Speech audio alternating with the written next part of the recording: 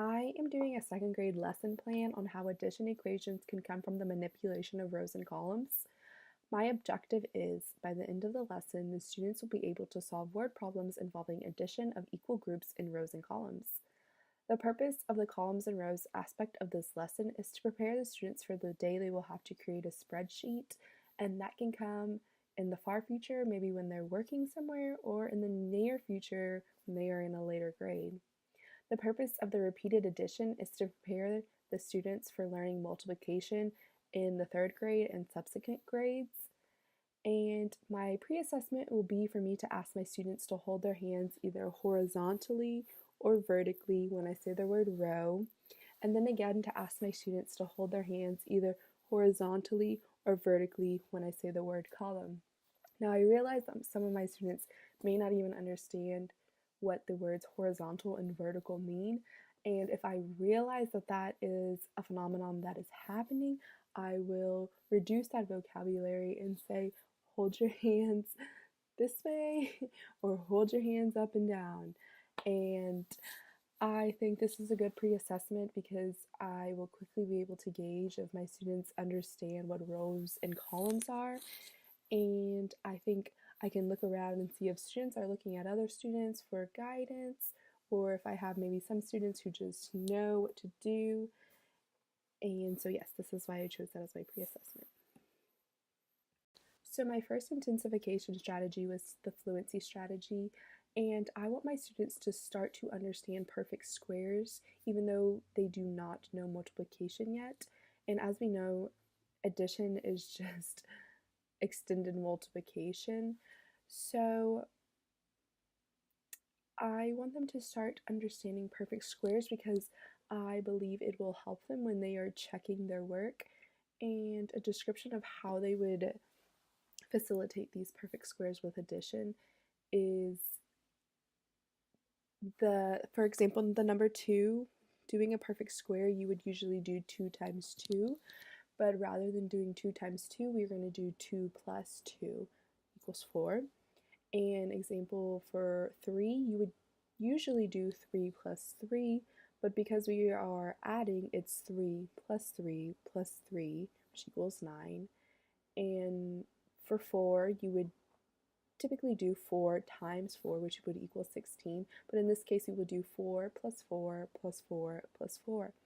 So I will have to explain to my students that the digit, so example 5, you will add the digit the number of times the digit equals. So you will add 5 times, which will equal 25.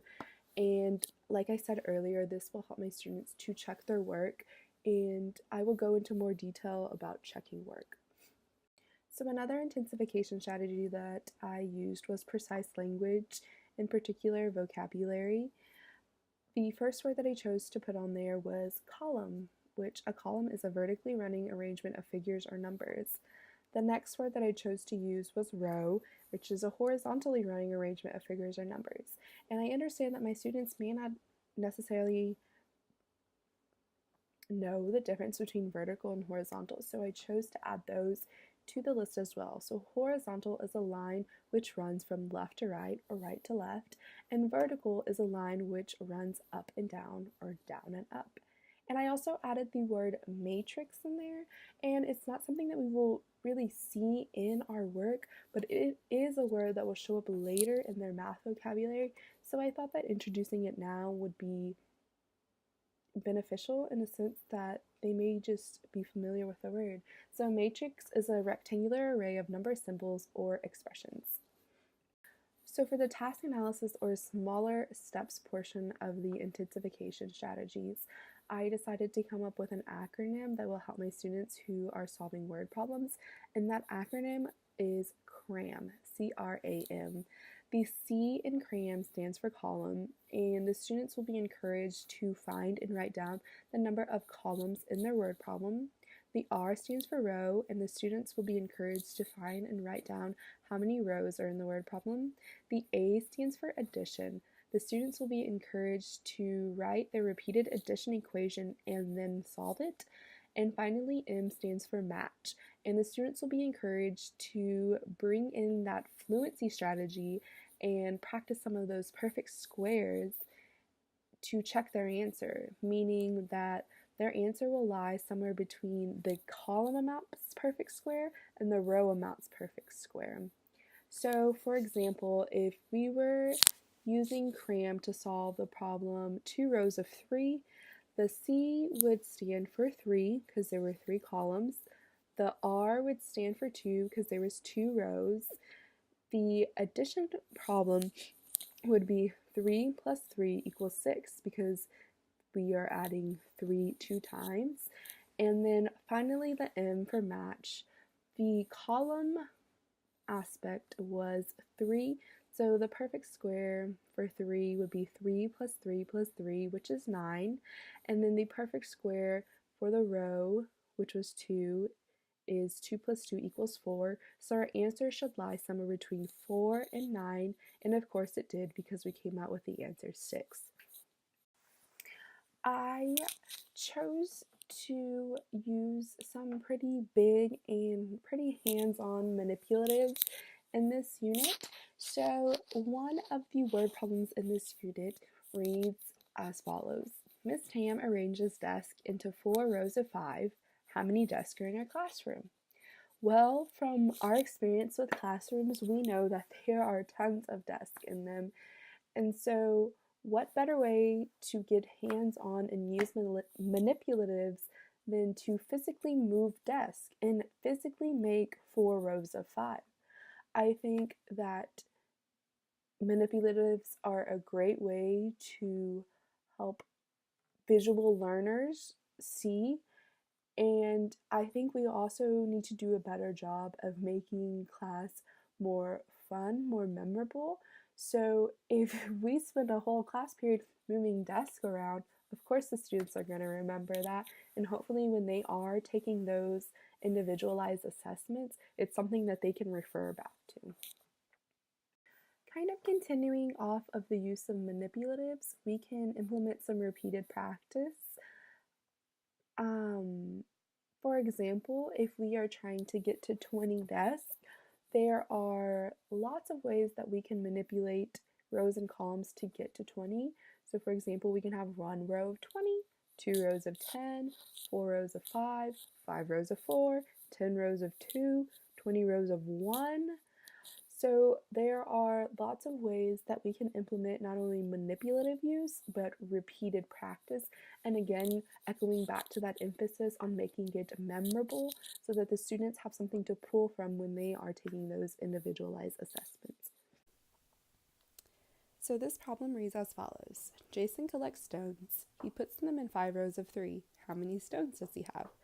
So we are going to follow the CRAM model for this word problem. And the first thing that we want to do is figure out our rows and columns.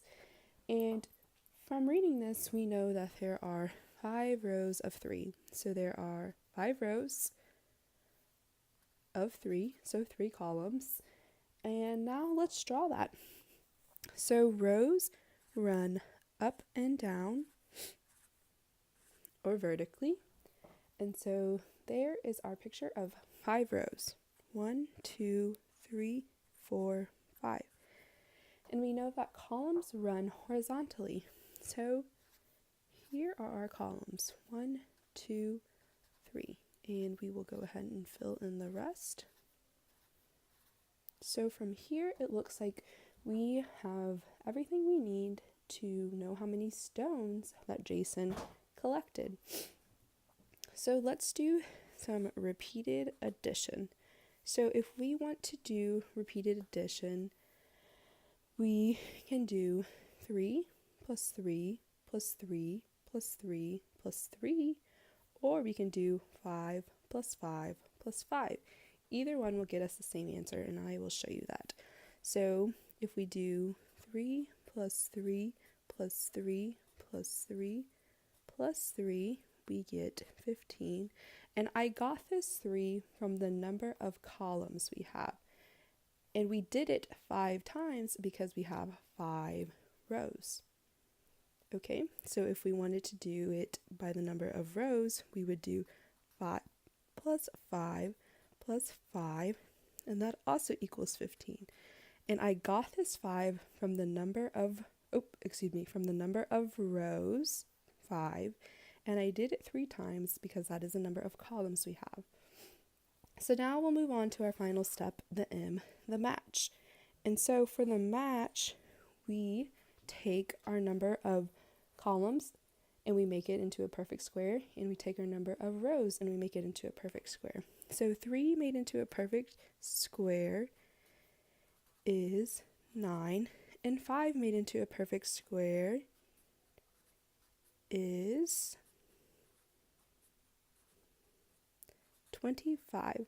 So we know that our answer should lie somewhere between 9 and 25, and both times that we did it, we got 15. So our answer does lie between 9 and 25. And remember, when we're doing perfect squares, we add the number of times that it equals. So we added 3 times, and we added 5 times.